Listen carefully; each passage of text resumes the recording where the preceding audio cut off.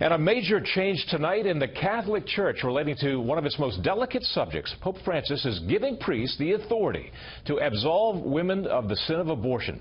Religion correspondent Lauren Green tells us why this is such a big move.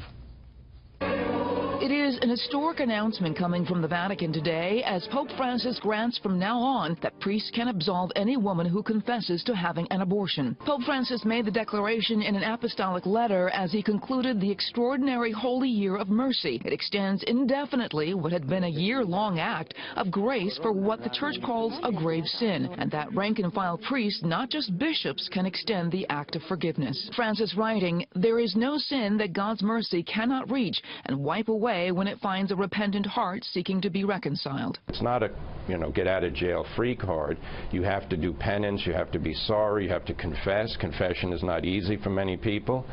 The Pope is trying to make it more easy by saying, you're going to come in, the sin will be forgiven, the penalty of excommunication will be lifted, and you can continue your life. The Pope's letter also makes clear, though, that the Church has not lessened its view on the sacredness of life, and that abortion is seen as an act of killing the most vulnerable. Francis making that point in an Italian interview. I thought about the habit of getting rid of babies before they are born, this horrendous crime. They get rid of them because it is better like that, because it is convenient.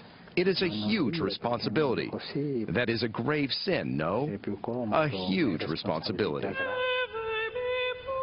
The Catholic Church has long been on the front lines in the fight against abortion as the most ardent opposition since the Roe v. Wade Supreme Court decision that made it legal more than 40 years ago. But in past writings, Pope Francis acknowledged that for some women, the decision to have an abortion is agonizing and painful. And so this grace is not only extended to the women who've had abortions, but to their partners and the medical staff who may regret participating in the procedures. It helps everyone. The sin of abortion is technically an expression that includes all the people who are involved in an abortion. The move further entrenches Francis' vision of a merciful church. While abortion is viewed as such a grave sin and still carries the judgment of excommunication, now the hand of mercy will be standing on equal footing.